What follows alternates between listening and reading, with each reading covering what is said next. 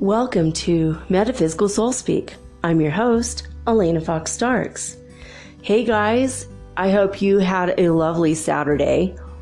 I woke up after 7 hours and then went right back to sleep for another, from 9 to 3, maybe another 7 hours, 6 hours. I slept a lot, man. We had so much energy pouring in, but the day was beautiful. I left all my curtains open and it flooded my house with sunlight.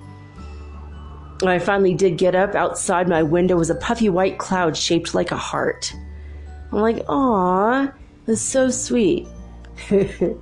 So, have you guys been looking up more and more brand new pictures I see of people's skies all over the world? It's filled with pastel colors, 5 or 6 or 7 colors in one sky. So beautiful. I mean, the fifth dimension. My girlfriend from Peru, she lives in Cusco, on the other side of Cusco in the jungle. And she's from Canada, but she moved down there. It was her calling to become a shaman. She's an ayahuasca ceremony leader. And she does several forms of healing that she learned from the locals. And so she has like a business for tourists to come. And she told me, I'm on the other side, and I went through a massive near-death experience last month. I'm like, yeah. I didn't go through a really big one, but I mean, there was a couple days I thought for certain I was going to die, and my aura was gray. I'm like, this isn't good. I got to do something. But yeah, I don't know. I mean, like the last day of the third dimension was March 31st. And after that, we've all been kind of in the fifth dimension, even though it feels a lot like the third still. But she's like, I'm finally in the fifth dimension. I know I made it to the other side, I think. And it got me thinking, you know what? It is hard to tell, isn't it?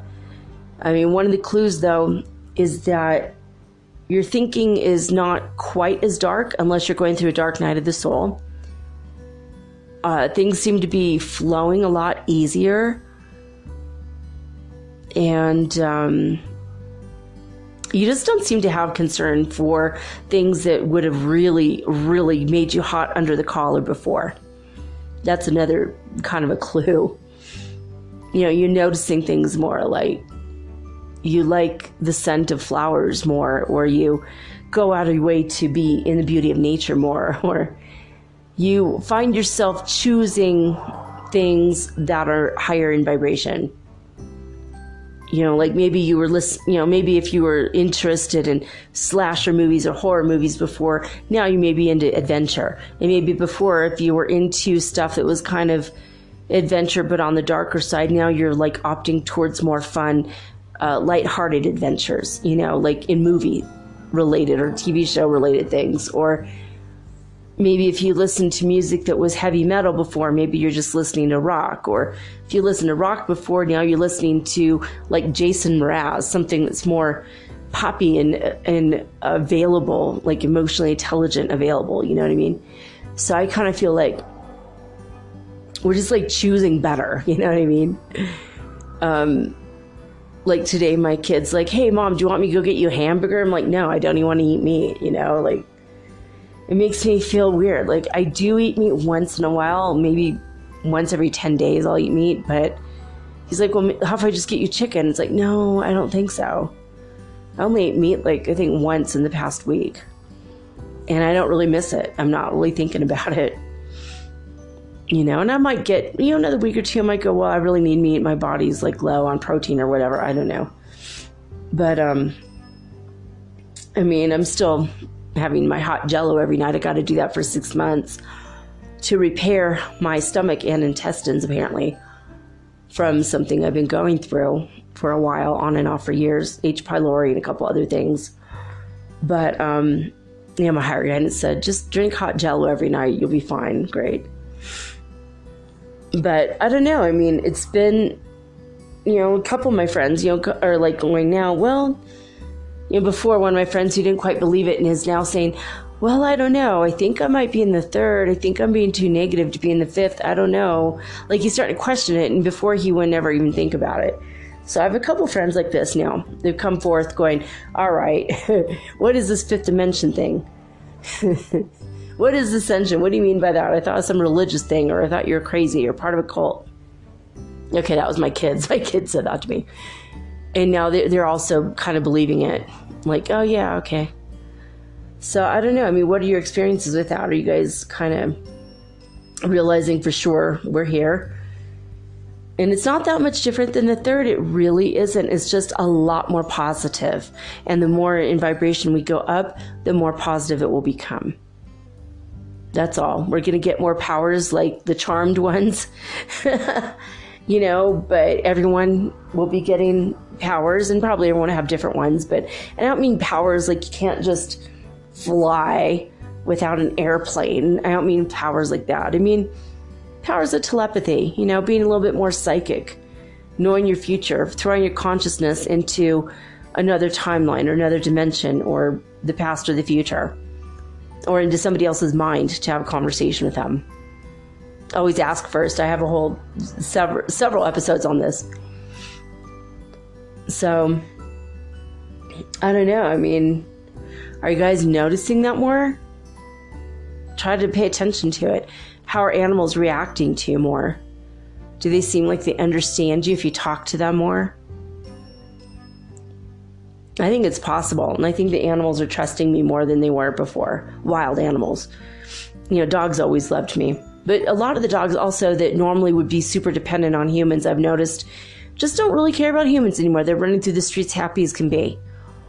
Whereas before, a lot of dogs will come, I've seen dogs just come up and always ask to be pet, ask for food, like they'll beg, they'll, you know, follow you around, sniff your things, try to, you know, see if you have any food on you. You know, the stray dogs here, but they're happy. All the stray dogs where I live, at least in this neighborhood, they're just happy. They don't care about humans. They'll run through the store next door and they run through every aisle and they have a big, huge smile on their face with their tongues hanging out like they're laughing and just at the joy of life. They're not trying to steal any food. They're just like taking off laughing. If dogs can laugh, that's what they're doing. And they won't let humans pet them. They don't care. They don't even look us in the eye. They don't care. So I've noticed that the animals are a little bit different. They're more happy-go-lucky. I don't know. Just, it's pretty cool, though. I don't know. I think that it's evident. The more we get into it, it'll be more and more evident. You know, for me, it is clear because I see the sky changes. For me, that's maybe the biggest one, is the sky changes. I'm not as worried as I was about a lot of Earth changes like I was before. So for me, that's another point. Anyway, I want you guys to take note of it. Just see where you're at and how is life changing for you personally, not for the world. You know, if you ignore the world news, a lot of people though are now ignoring completely like the world news. You know, I've noticed people are like looking into weather alerts, or they're looking into, you know, news from NASA or news from like geology sites, but they're not really looking into the actual news anymore. I've noticed that no one says, well, on the news, this happened, on the news, that happens. Every now and again, I'll get like a feed saying that there's another shooting or there's something, you know, bad, but I don't normally even have the news cross my path anymore. And I noticed that all the taxi drivers I've gotten have been nice. I'm able to program into the universe what do I want. I want a taxi driver who's not going to rip me off, who's going to be very nice and respectful, and, you know, who has change, who's not going to be a racist and not going to be a horrible person to me, you know, stuff like that.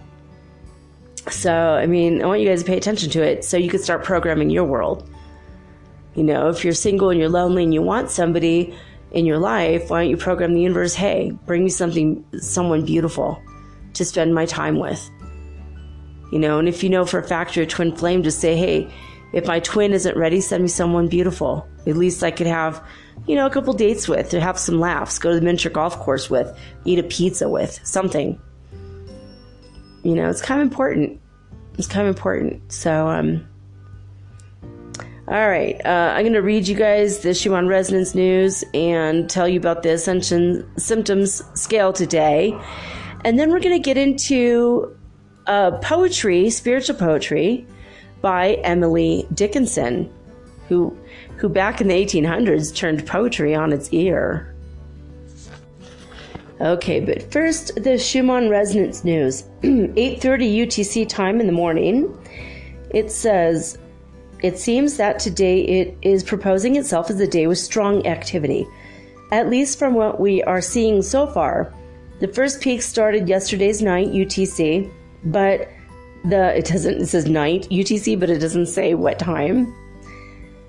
But the most significant ones occurred this morning. The first ones were at 30 hertz at 2 and at 3:30 UTC, while the one that is the most significant for now reached 54 hertz at 6. We're not having the vertical lines that we've been used to seeing in the past days. For the ones wondering what causes that, we're not able to state what was causing them. Although there were several people who are channeling the Pleiadians, and the Pleiadians are taking responsibility for those vertical lines, those white vertical lines in the Schumann resonance charts all over the planet. It's confusing the scientists, but the Pleiadians are bringing their light ships here, and they're all over the place. I'm going to try to put one up on Twitter, but I had a 1-minute video I took of the sunrise the other day that was super beautiful. I did add 6 pictures, but the video was spectacular, and I'm still trying to upload it. It just keeps like crashing and failing, and it's like, it's just a minute video. Like, come on. Anyway, for all the technology and all the advances we've made, it's still super hard to get like a 1-minute video. Maybe it's just me. I don't know. It's just like I was able to get my pictures. Why is video different? Why is it harder? Maybe it's my energy. I don't know. Anyway. Okay, at 1700 UTC time, it says, after the 54 hertz peak reported earlier, the amplitude dropped suddenly to normal values, and then it rose again just as quickly at 36 hertz. After about an hour of activity, it definitely returned to normal values.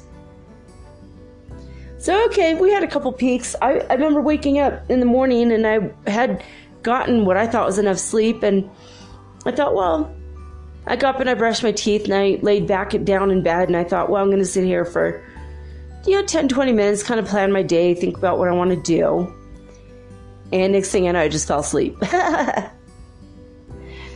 And I don't know, I had a really lovely Mother's Day type dream that my oldest came home and said, Mommy, I need a hug. And I'm like, oh, probably never going to happen, but he'll come home eventually, but not tomorrow on Mother's Day. But I was like, oh, my baby. So it was kind of cool to have a Mother's Day dream. And then I had a bunch of adventure dreams, and adventure dreams usually will happen when your mind is like super bored with your day-to-day life. And if you have adventure in your day-to-day life, then your dreams become super boring. It's like a weird pattern I've noticed in my brain. Like, if the outside world is just always the same and nothing is happening, my inner world gets wild. Like, I had a dream that my kids and I were who we are now, but we were back in the old Wild West, and we heard a stagecoach, and we were out in the forest, and we were scared, so we had to run and hide behind some trees, and we had our guns out ready. I was like, what the hell is that? And then this guy came up whistling, and we're like, oh, okay, it's just someone we know. And we were scared it might be highwaymen, on their horses, but the stagecoach didn't come our way, and we were like, oh, this is so weird, and where'd the stagecoach go, and why is it just this one guy walking now? And so strange. The dream was so strange. Then I had another dream. I worked in a mall, and I had an apartment above my, it was like a pizza place that I owned, and I made my own flavors of pizza, and every day was totally different. There was like not a set menu. It was just different, whatever I felt like that day. And that was, my kid came home to me in my apartment above my pizza parlor. Totally crazy. I don't ever want to have any kind of restaurant at all. It's never been my dream. I barely cook for myself. I have a kitchen because it came with the apartment. You know what I mean? Like, I'm not a Susie homemaker type of person. I'm just not that. But But these adventure dreams, they were super fun. Anyway, on the actual ascension symptom scale today, we're still at 99. I know that's why I fell back asleep. It was just like, my body's like, nope, let's just pass out. Let's relax. My tinnitus has gotten pretty bad in the past hour to 2 hours. I'm okay. Like physically, like I'm not a lot of pain, but just, that vibratory thing that was happening yesterday continued this morning. Yeah, just normal symptoms, but 99 is pretty intense, like foggy-minded a little bit, losing words a little bit, which is cool. I mean, I went out, I finally got to see my friend Pablo, and we smoked weed in the park, like a couple of teenagers. It was awesome, and it was cool. It was just, really mellow, and he was telling me all about Argentinian culture versus, Ecuadorian or Colombian culture, and he was telling me about Buenos Aires. It was like really cool. It was fun to here, and I got to sit inside his van. He has a VW. It's 1969, literally made in the summer of love. And I'm like, oh, this is the coolest van. And it's baby blue, and he bought it in Argentina, but it was an ambulance in Canada before. Can you imagine? Like in the 70s or 80s, it was like an ambulance. It's what one of the small clinics used as an ambulance. Was literally a VW van. I'm like, what? So now he's got his little stove and his, it's like a tiny home. So I thought that was really cool. And then today on my Netflix queue came tiny houses.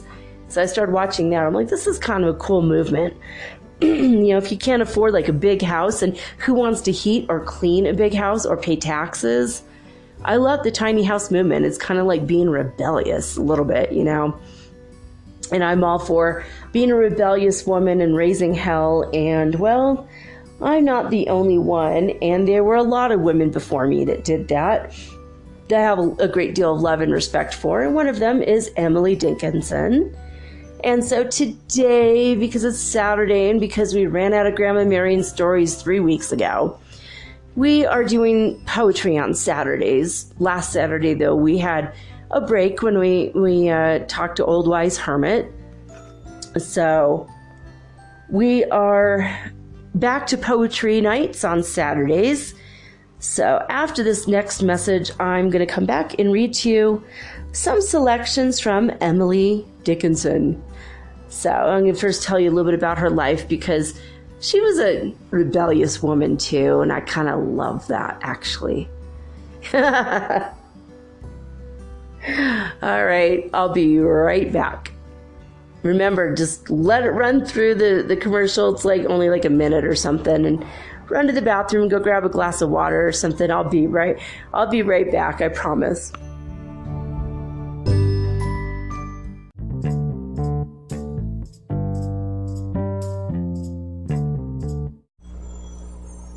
Hey you, have you ever thought about having your own podcast like me? Was it even a New Year's resolution? For me, it sure was. But as I've been looking into this for months, I was daunted. There's so many questions I had. When I was trying to get this off the ground, I was wondering, how do I record the episode? How do I get it across all the platforms? How do I get my podcast on Apple Podcasts when I don't even have an iPhone? How do I get it onto Spotify and all the other places? How do I get people to listen? And how do I make money from my podcast? How do I edit it? Oh my God, I had all these questions, and I was so confused until I discovered the simple answer is Anchor. Anchor is a one-stop shop for recording, hosting, and distributing your podcast. Best of all, it's 100% free, and it is ridiculously easy to use. And now Anchor can match you with great sponsors too, so you could get paid to podcast. All you need to do is record it. You don't have to go out and look for people to advertise on your show. They help you. So basically what I like about podcasting is I don't have to have a video of myself. You don't know if my hair is dirty or if I'm still in my pajamas or even if I'm wearing makeup. Haha. And it's so easy. I could do this from the comfort of my own home in my living room using this amazing app right from my cell phone. So easy, right? So if you've always wanted to start your own podcast and make money, by the way, doing it, please go to anchor.fm/start. That is anchor.fm/start to join me and the diverse community of podcasters that are already using Anchor. Again, that's anchor.fm/start. I can't wait to hear your podcast, and I can't wait to favorite you. Woohoo! Let's be broadcast podcast buddies. I'll see you there.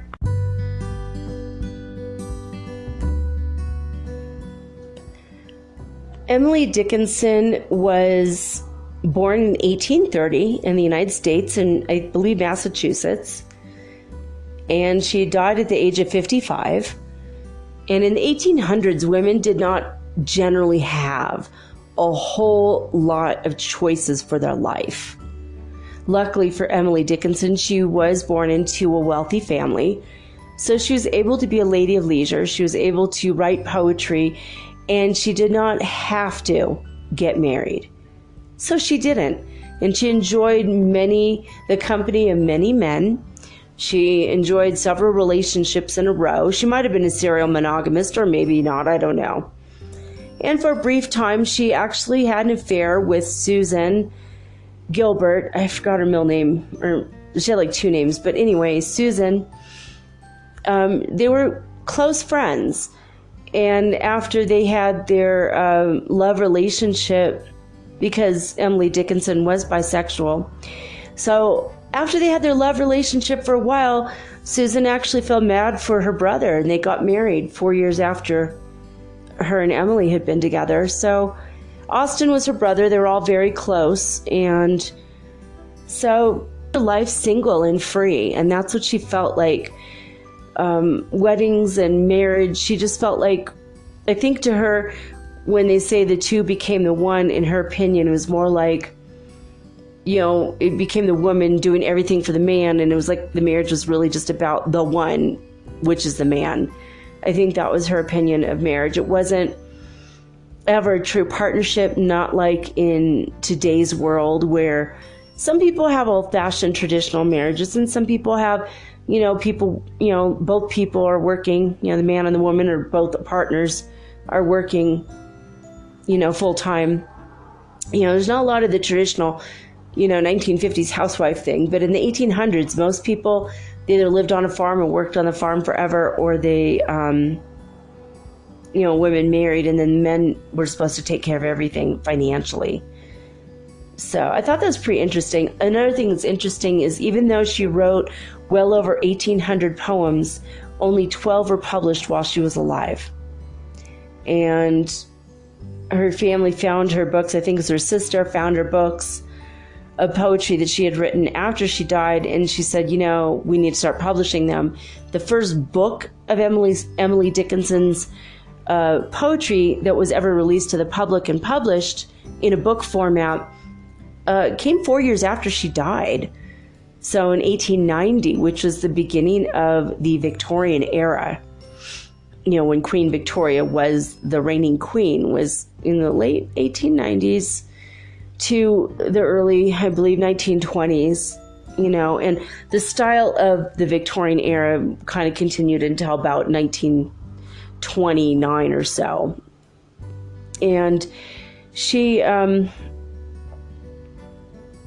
was pretty verbal and vocal in her poetry about what she felt about society. She didn't have a lot of fear about, being hush-hush about her feelings about the patriarchy or about a lot of things, And so anyway, I'm going to read some poems, and well, hopefully you'll like them.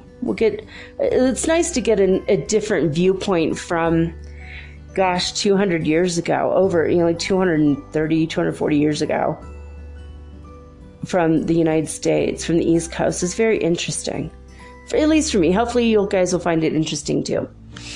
So she did also look at emotions and relationships and different things. So I'm going to read to you today, or right now, about emotions. After great pain, a formal feeling comes. She only actually titled like 12 of her poems, by the way.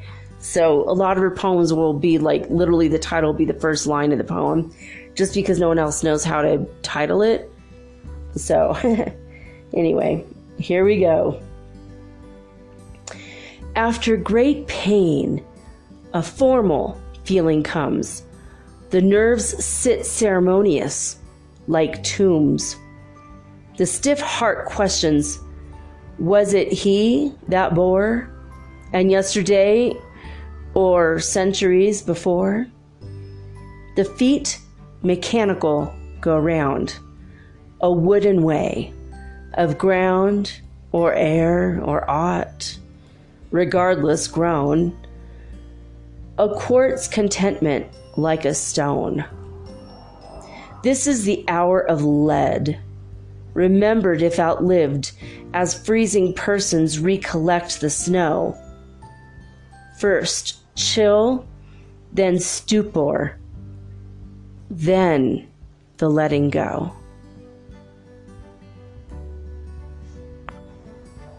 All right, here's another poem that I like by Emily Dickinson about death.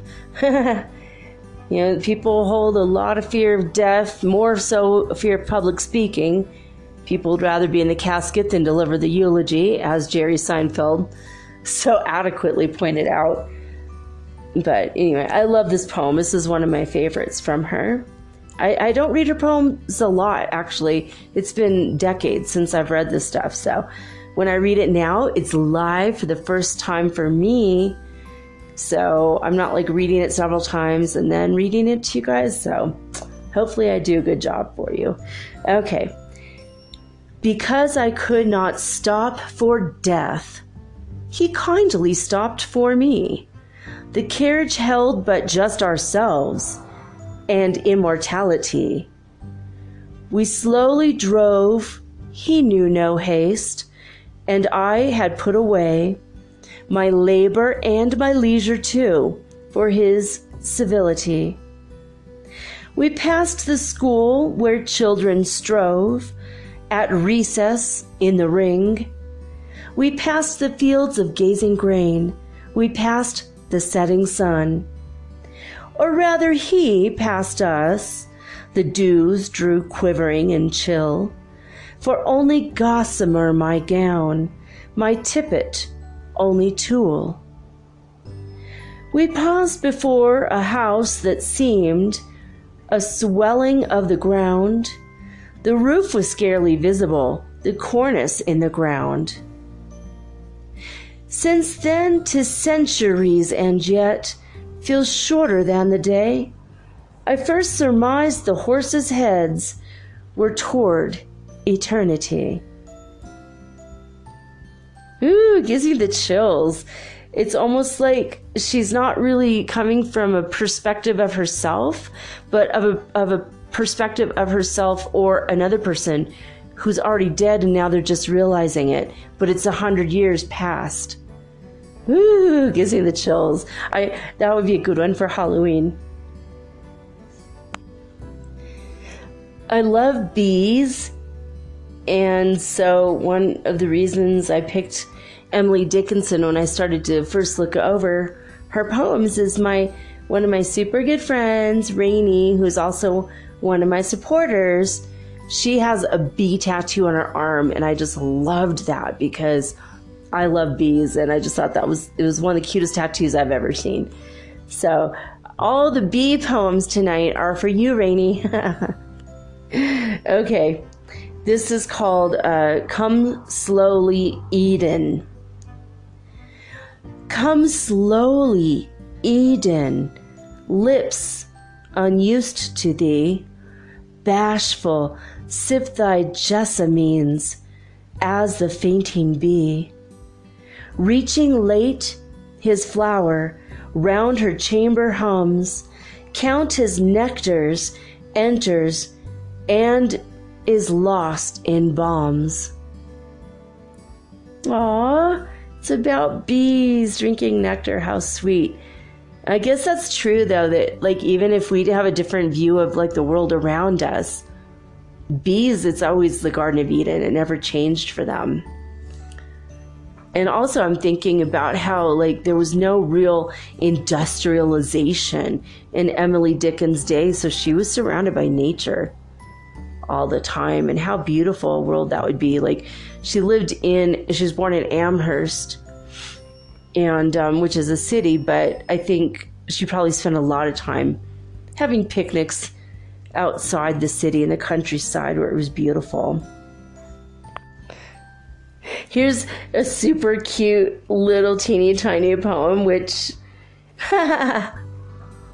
it's a little bit poking fun to the church, but it showed that she also supported science. You're going to like this. Okay. Faith is a fine invention for gentlemen who see, but microscopes are prudent in an emergency. Yeah, I agree with that for sure.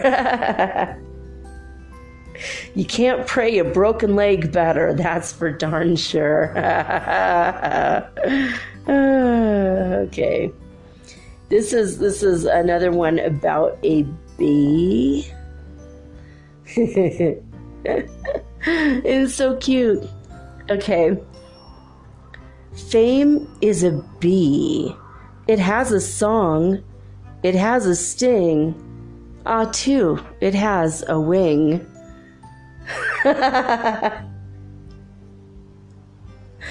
Oh, that's really clever, because not only is she talking about being a famous person, you have a song or whatever it is that you do talent-wise, and you have a sting. Maybe you hurt your fans accidentally, or maybe, I don't know, I'm not famous yet, but maybe you get hurt by life a little bit when you're famous because you lose your privacy, maybe she's talking about that. But also, too, it has a wing. It lifts you up throughout society. I'm going to read it again, and then you could also think about it as fame and also as little bees. So this is good. Fame is a bee. It has a song. It has a sting. Ah, too, it has a wing. This is a very sweet one. You could kind of tell how she spent her days when she was alone from this. Okay. A bird came down the walk. He did not know I saw. He bit an angleworm in halves and ate the fellow raw. And then he drank a dew from a convenient grass. Then he hopped sidewise to the wall to let a beetle pass. He glanced with rapid eyes that hurried all abroad. They looked like frightened beads, I thought. He stirred his velvet head. Like one in danger, cautious, I offered him a crumb, and he unrolled his feathers and rowed him softer home than oars divide the ocean, too silver for a seam, or butterflies off banks of noon leap plashless as they swim.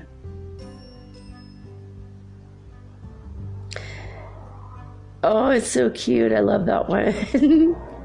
But plashless, what does that mean? Plashless, leap plashless. Maybe it means you can't hear them. You can't really hear butterflies as they go through the air. They're so silent. They're like the ninjas of the insect world. They don't even have a sound that they make. All right, well, this one's a little strange in the beginning. We'll see if we can figure it out towards the end. Before I got my eye put out, I liked as well to see, as other creatures that have eyes, and know no other way. But were it told to me today that I might have the sky, for mine I tell you that my heart would split for size of me. The meadows mine, the mountains mine, all forest stintless stars. As much of noon as I could take between my finite eyes. The motions of the dipping birds, the morning's amber road, for mine to look at when I liked. The news would strike me dead. So say for guests with just my soul, upon the window pane, where other creatures put their eyes, incautious of the sun. I don't know why, but now I'm just like thinking of that episode where in Absolutely Fabulous, where Idina opens up her window, her blinds, and the sun is so bright she falls down. She's like, oh, she panics and she can't see and falls backwards. It's like totally me almost every day here. It's so bright.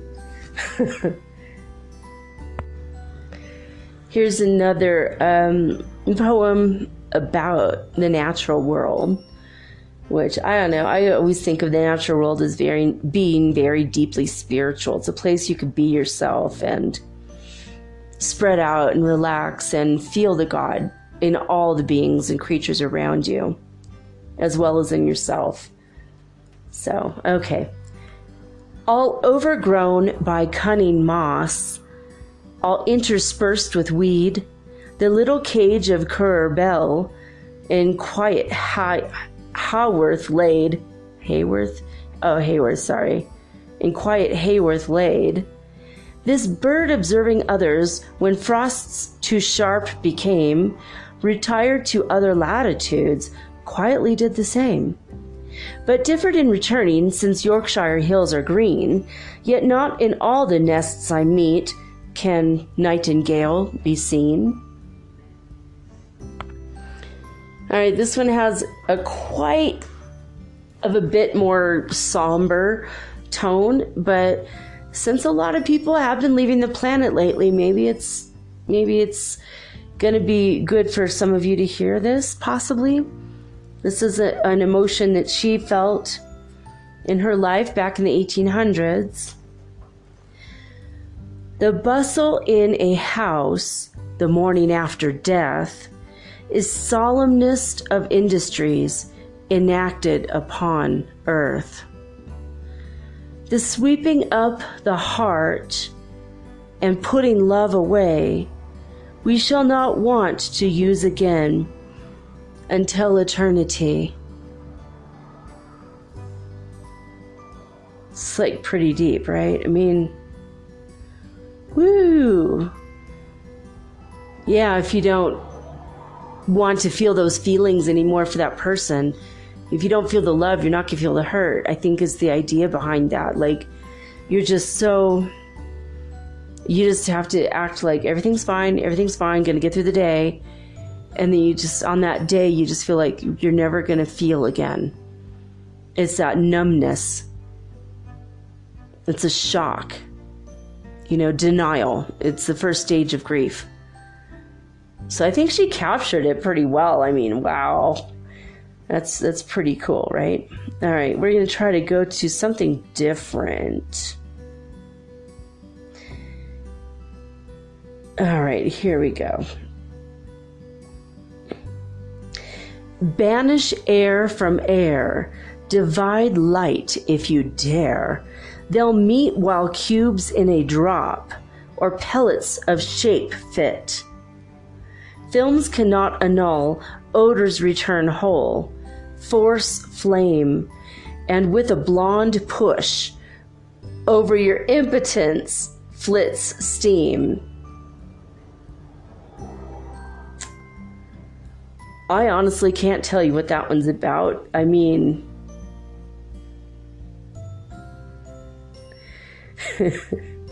cubes in a draw. It almost sounds like she's talking about a man who's having a problem with sex, but is that too obvious? I don't know.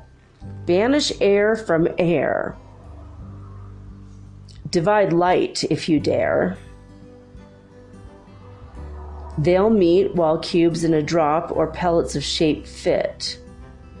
Films cannot annul. Odors return whole. Force flame, and with a blonde push over your impotence, flits steam. Well, when I read it a second time, I think possibly it kind of reminds me of doing the absinthe. Yeah, because when you make absinthe, and you guys could do this, it's kind of a crazy project, and I almost did it. I was going to make it one year for Christmas, and my friend Wayne, he told me, oh my God, this is the one year that I've decided to quit alcohol. I'm not going to drink anymore. Like, oh my God, I was going to make that forever. And then all of a sudden everyone told me that year. I'm like, come on, guys.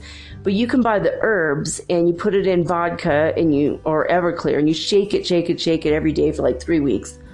And it comes out this bright green, this insane green color. Like, it looks like nothing on earth. Or it looks like the stuff you put in your car and your radiator. But absinthe, you have to melt sugar over it. And I think there might be a part where you're lighting it. But so this kind of reminded me of that a little bit, but I don't know. Cubes in a drop until they fit? I don't know. The films cannot annul. Probably the sugar coats the top of it. And so you can't, the odors, it still smells like that. And you force a flame. And with a blonde push would be, maybe, I don't know, what is that? Did they have sugar cubes in the 1800s? Probably. But, with absinthe, you have like a special spoon, and you got to put it over a special glass, and you put the cube, and then you pour the absinthe over the sugar cube to melt the sugar perfectly in sync. And then it has to do with the air, and it's like a whole like ceremonious thing. And you could buy specific glasses and spoons for this and make like a whole thing. I wanted to do this so bad. I might someday still do this. But you have to get the special herbs in the right amounts. It's kind of a secret thing. All right. We're going to move right along with another Emily Dickinson poem. Again, I'm reading these for the first time, so I don't always know what they're going to be about. I know that a lot of them are spiritual. Some are just funny or observations. But she did turn the poetry world on its ear, especially after her death, when most of her poems were published. And people were like, wow. And she had the people in her past, or in poems, or the poetry world, were the people that wrote the most spiritual poems. They were her mentors, her inspiration. Anyway, here's a good one, hopefully. Crumbling is not an instant's act, a fundamental pause. Dilapidation's processes are organized decays.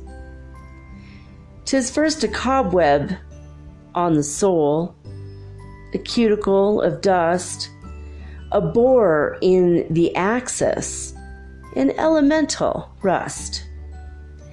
Ruin is formal, devil's work, consecutive and slow.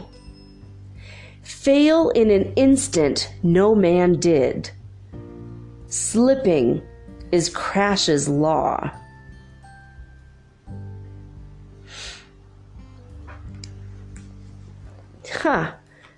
That is probably true, right? I mean, if you're going to fall into a state of being a human failure for real, it's not something that happens overnight. It takes years. But on the contrary, so does success. It takes years. If you are a overnight sensation, or you get rich, you know, pour your whole life and then in 6 months you get rich. That's not true, because you've been studying. You know, like if you are making hardly any money and you budget for 25 years and then you get an opportunity and you get rich in 6 months, it's really that for 20 years you learned how to budget your money and you knew how to manage money. So you were being prepared for something. There's no such thing as get rich quick, and there's no such thing as failing quick, apparently, according to this. I don't know what Crash's law is. She spelled it with a capital C. And of course, she capitalized the word devil. Crash's law, that might be something that was very popular in the 1800s, possibly. So Walt Whitman and Henry David Thoreau were a couple of Emily Dickinson's inspirations, I think. I thought I'd mention that because I started to say it earlier. Okay, here's a nice poem about nature. Nature is what we see: the hill, the afternoon, squirrel, eclipse, the bumblebee. Nay, nature is heaven. Nature is what we hear: the bobolink, the sea, thunder, the cricket. Nay, nature is harmony. Nature is what we know, yet have no art to say. So impotent our wisdom is to her simplicity. Well, for Mother's Day, this is kind of about a mother, a very special mother, nature. I like this one. Okay. Nature, the gentlest mother, impatient of no child, the feeblest or the waywardest, her admonition mild.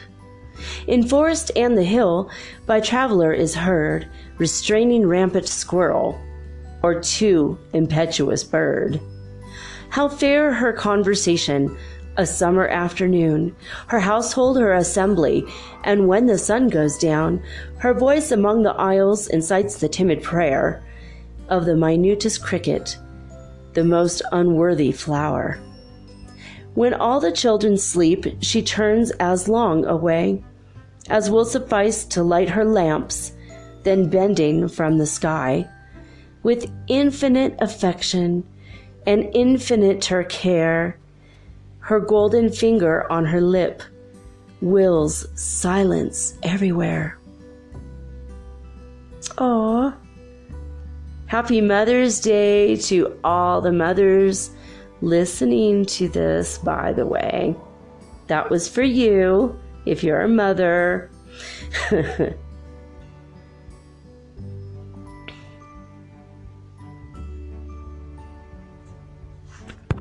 Well, here's one that I relate to quite a bit. In the past few days, I've gotten a lot of amazing sun pictures, so. The sun just touched the morning happy thing, supposed that he had come to dwell, and life would be all spring. She felt herself supremer, a raised, ethereal thing. Henceforth for her what holiday? Meanwhile, her wheeling king trailed slow among the orchards, his haughty, spangled hems, leaving a new necessity, the want of diadems. The morning fluttered, staggered, felt feebly for her crown, her unanointed forehead, henceforth her only one. I think a diadem is like a jewel, like a diamond, or like the diamonds of nature, like the sparkly dew that looks like jewels. I'm not 100% sure. I'm not even 30% sure, so. Okay, on to the next poem. The skies can't keep their secret. They tell it to the hills. The hills just tell the orchards, and they the daffodils. A bird by chance that goes that way, soft overheard the whole. If I should bribe the little bird, who knows but she would tell? I think I won't, however. It's finer not to know. If summer were an axiom, what sorcery had snow? So keep your secret, father. I would not, if I could, know what the sapphire fellows do in your new-fashioned world. That one might have been a little bit confusing. It was, at least for me. But this one might clear it up a little bit, hopefully. Before you thought of spring, except as a surmise, you see God bless his suddenness, a fellow in the skies, of independent hues, a little weather-worn, inspiriting habiliments of indigo and brown, with specimens of song as if for you to choose, discretion in the interval, with gay delays he goes to some superior tree without a single leaf, and shout for joy to nobody for his seraphic self. You know, this poem just brought up something for me. Emily Dickinson did not see airplanes or helicopters or drones, and therefore she did not see chemtrails in the skies, probably not much pollution. I don't know, I just thought that was a strange thought, right? This is poetry written by somebody who didn't have the same experiences of the skies that we do. Well, I like this next one. The way it starts anyway is, well, it's a lot like, what did I say yesterday? Let's just call that sunspot, instead of giving a bunch of names and or like letters and numbers, why can't we just call it Fifi? Fifi hit today. You know, Fifi came after us today. You know, like why can't we be creative with it, right? Well, here's a time in which the scientists were creative, and Emily Dickinson, well, still wasn't okay with that. Arcturus is his other name. I'd rather call him Star. It's so unkind of science to go and interfere. I pull a flower from the woods, a monster with a glass. Computes the stamens in a breath. It has her in a class. Whereas I took the butterfly, aforetime in my hat, he sits erect in cabinets the clover bells forgot. What once was heaven is zenith now. Where I proposed to go was time's brief masquerade was done as mapped and charted too. What if the poles should frisk about and stand upon their heads? I hope I'm ready for the worst, whatever prank betides. Perhaps the kingdom of heaven's changed. I hope the children there won't be new-fashioned when I come and laugh at me and stare. I hope the Father in the skies will lift his little girl, old-fashioned, naughty, and everything, over the stile of pearl. Aw, that one's kind of sweet, isn't it? She was complaining about science, even though she says there's a place for it, but it still kind of bothered her. Yeah, I don't like to see, insects mounted with a pin stuck in them and stuck to a board in museums. It always made me sad. Even though it's interesting, it's still there's a sadness to it. The scientist and the study of animals goes too far when it's not in the natural habitat, I think.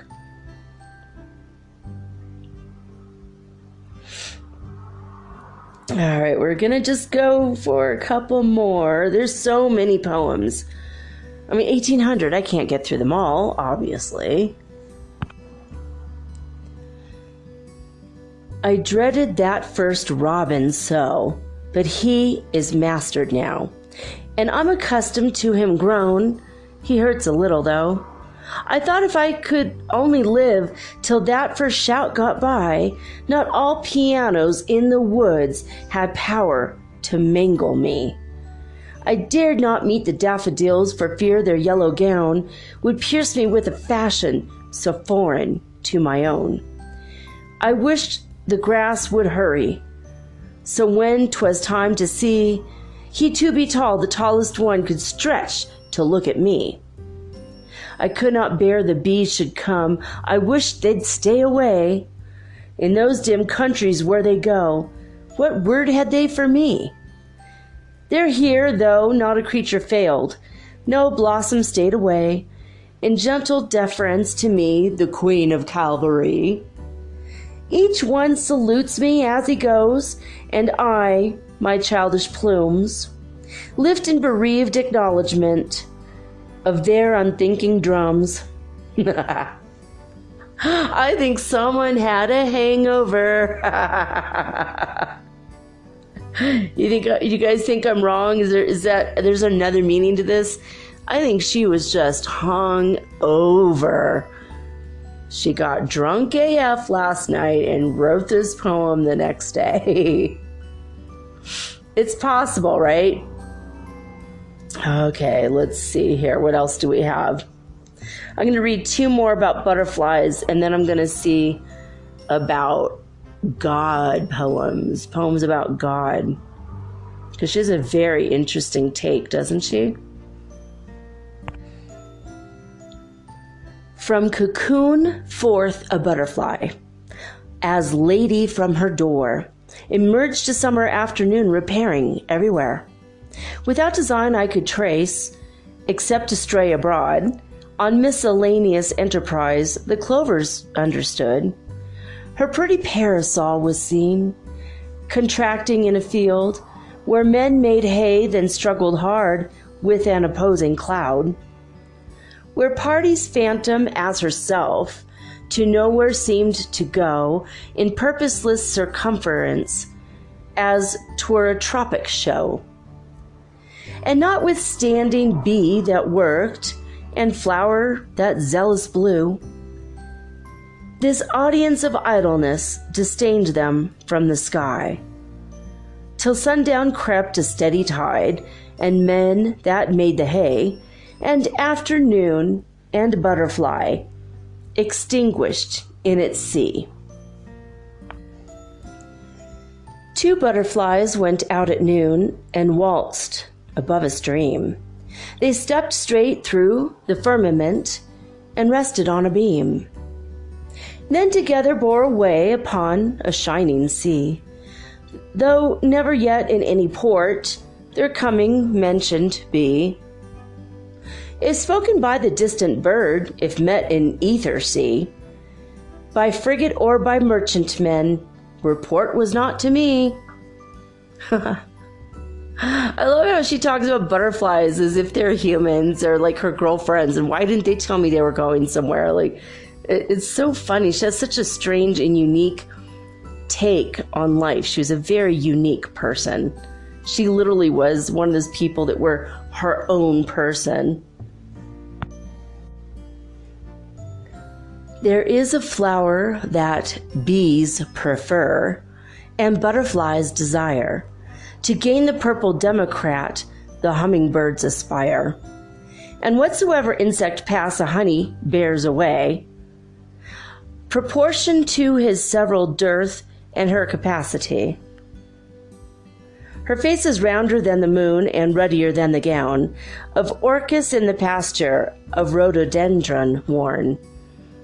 She doth not wait for June before the world is green.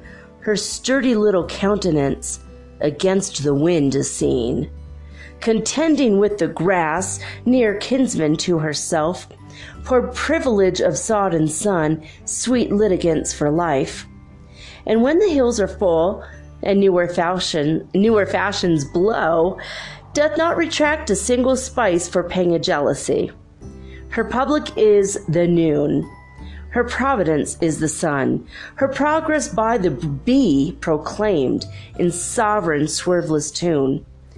the bravest of the host, surrendering the last, nor even of defeat aware when counseled by the frost.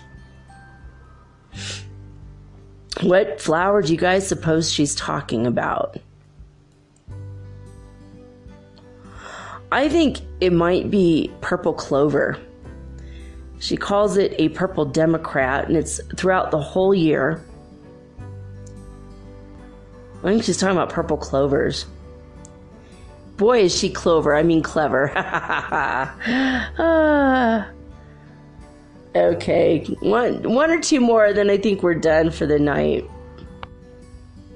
Not only did Emily Dickinson look to nature for inspiration, and it seems like she was very focused on every teeny tiny thing in detail, and I relate to that. I mean, I'm an introvert, so I go outside and have conversations with little gnats who use the tiniest of flowers as for their nectar gathering, and I've picked up little bees from the snow and made them come back to life so they could fly away, get a little farther on their path. I've always paid attention to snails and bees and beetles, and I've always been very much into that. So it makes me think that maybe she was an introvert as well. But she's also very deep when it came to considering whether God or not was real, talking about the divine. And so this poem, well, you'll see.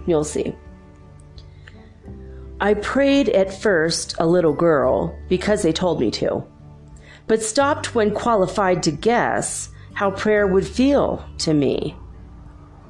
If I believed God looked around each time my childish eye fixed full and steady on his own in childish honesty, and told him what I'd like today in parts of his far plan that baffled me, the mingled side of his divinity, and often since in danger I count the force 'twould be to have a God so strong as that to hold my life for me, till I could take the balance that tips so frequent now.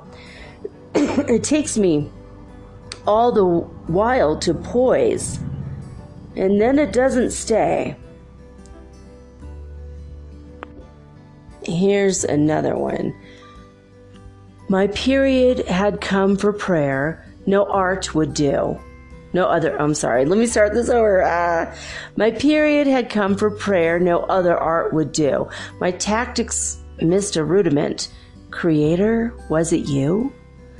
God grows above, so those who pray, horizons must ascend. And so I stepped upon the north to see this curious friend. His house was not, no sign had he, by chimney nor by door could I infer his residence, vast prairies of air. Unbroken by a settler were all that I could see. Infinitude hadst thou no face that I might look at thee? The silence condescended, creation stopped for me. But awed,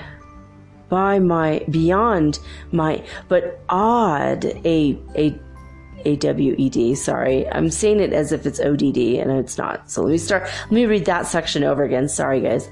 The silence condescended, creation stopped for me. But awed beyond my errand, I worshipped, did not pray.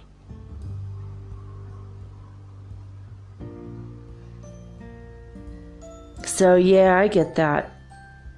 I have been in those moments where I am completely awed, A-W-E-D, not odd, O-D-D. That was weird. I don't know. Usually I can read something really well, but it just came out wrong it sounded different in my ear. But have you ever been in nature where you just like you're stunned in silence. Like, have you ever been to the forest and you're overtaken, you can't speak? It's so beautiful. It's magnificent.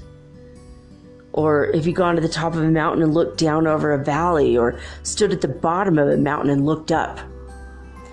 Or you know what the ocean looks like, but every time you go, you're still like, wow, it's so vast. And you almost forget the vastness of it until you see it again. Because maybe your memories are just looking at your feet while the waves crash over them, or just in the little tiny vicinity where you stand in the water. But then when you first get there, you take the whole of the horizon in, and the trillions and trillions of the little shining diamonds that glitter in your eyes. And it hurts because the sun is reflecting off of the water. It just, it hurts your eyes. At least it hurts mine. And even if I'm wearing sunglasses, it's still like, I can't stand it. I want to look at it. But at the same time, it's almost like you go there to pray, but you can't pray because you can't even meditate because you can't stop looking. And it's almost like your whole body becomes a service of worship to God, being in awe, I can't even say it, AWE, awe of what is before you. And at the same time, you can't help but feel completely insignificant. It blows me away. Nature blows me away, and the beauty blows me away. So I kind of feel that that's maybe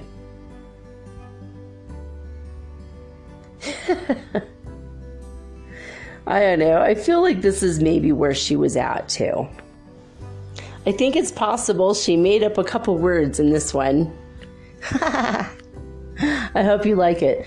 And I like how the way she puts the first line, it's like, means like a small thought. Like, it's just a weird thought I had. So, here it goes. This is a blossom of the brain, a small italic seed, lodged by design or happening, the spirit fructified, shy as the wind of its chambers, swift as a freshet's tongue. So of the flower of the soul, its process is unknown. When it is found, a few rejoice, the wise convey it home. Carefully cherishing the spot, if other flower become, when it is lost, that day shall be the funeral of God. Upon his breast, a closing soul, the flower of our Lord. So it seems to me in this poem that she's considering that she herself is God. We all are God. We're all a piece of God. We're all a flower of the Lord. We're like a flower that burst forth from the field of God, right? But when there's a funeral, when we die and there's a funeral, it's literally a funeral for God, isn't it? So I thought that was interesting. Whether she's talking about a flower dying or a human dying, is there really truly a difference? Because everything comes from God, right? So I thought that was interesting. So I'm not quite sure if in this poem, this will be the last one I read for tonight. I don't know if in this poem Emily Dickinson was talking about twin flames, but this one reminds me a lot of twin flames, because you were together in your first life as twins, and then you never come back together on the earth again. You only meet in heaven. So one of you will go and the other one is like a spirit and stays in spirit form to help you and guide you, kind of as a second spirit guide. And sometimes you're born on Earth at the same time, or you overlap lifetimes, but usually you never meet, unless it's your last lifetime. And since we're all in ascension, it's all our last lifetime, and yet twin flames don't always come together in their last lifetime. I mean, if you're going to be a twin, that's a specific mission. And most twins still stay in heaven, right? So anyway, I'm going to read this, and you guys might have a different take than me, but this is what my initial gut instinct was. It felt like she almost perceived that this was so, that this was a thing. And I know in the 1800s they didn't say the words twin flame. I'm pretty sure they didn't. I never even heard it until a few years ago. And when I became more aware of it, and then all of a sudden everyone I knew, they were like, well, you're definitely twin flame, and they could see it in my aura. And I'm like, what? I'm like, this is weird. I never heard of it, but it is what it is. So listen to this one and see what you think, okay? 'Twas a long parting, but the time for interview had come before the judgment seat of God, the last and second time. These fleshless lovers met, a heaven in a gaze, a heaven of heavens, the privilege of one another's eyes. No lifetime on them, apparelled as the new, unborn except they had beheld, born infiniter now. Was bridal air like this? A paradise the host, and cherubim and seraphim the unobtrusive guest.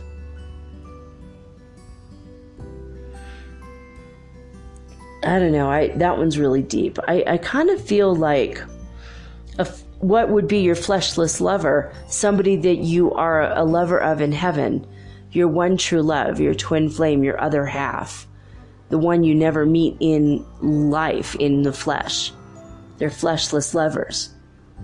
Their love is ever new, and it's never going to change. It's never going to be more than it could possibly be, and it's more than all the other loves combined, with possibly the exception of how much God loves us and how we ought to love God back. I don't know. I mean, I just this one caught me. It was a good one to end on, though.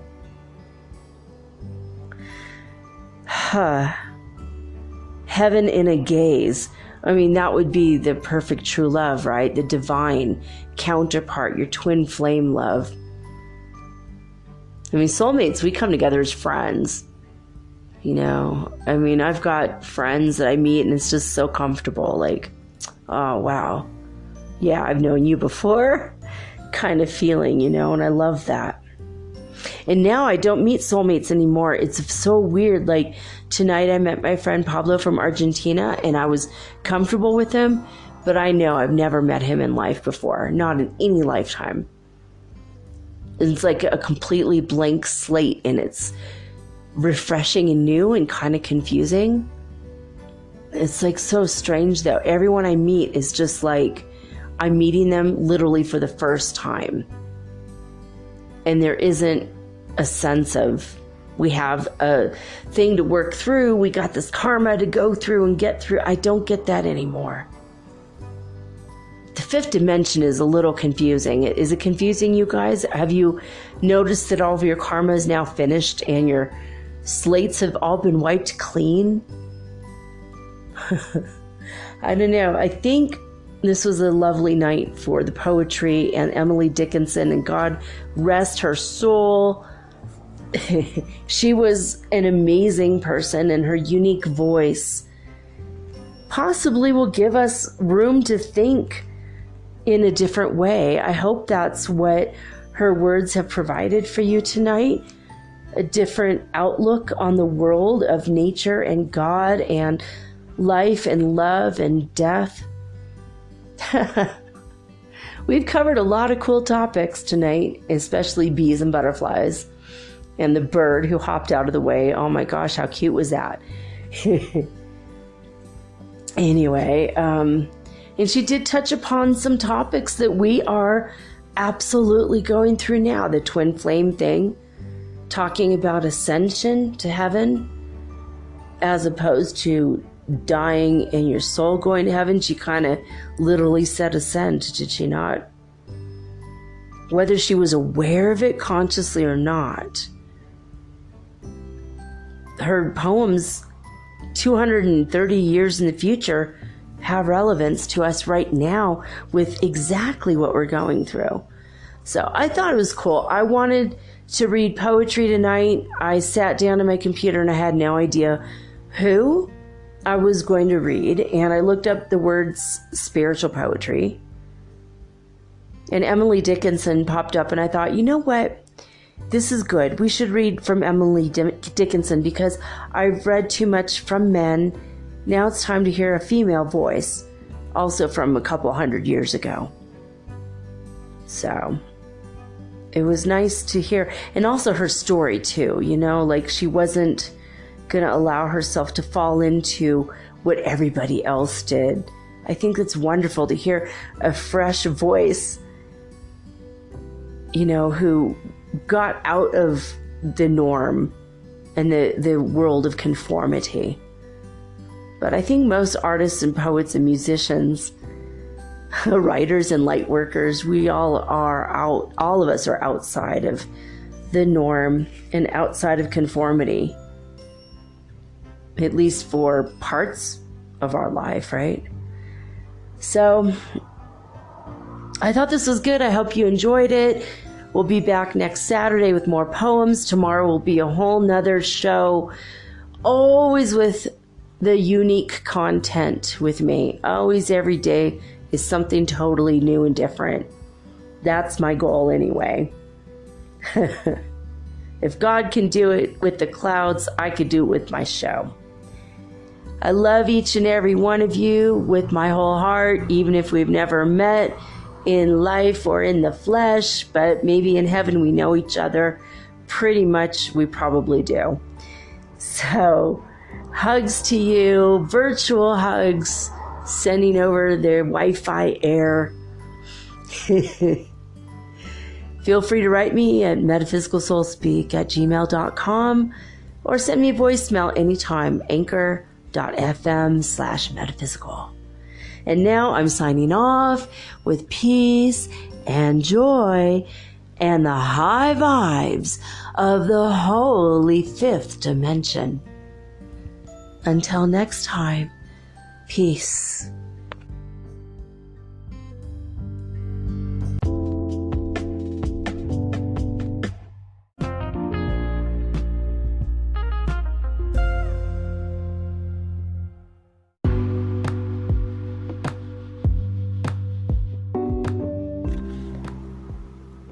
Metaphysical Soul Speak is run on sponsors and listener support. This means listeners like you. If you are so inclined to support my efforts and my little podcast, please visit me at anchor.fm/metaphysical and pledge an amount of your choosing today. Thank you.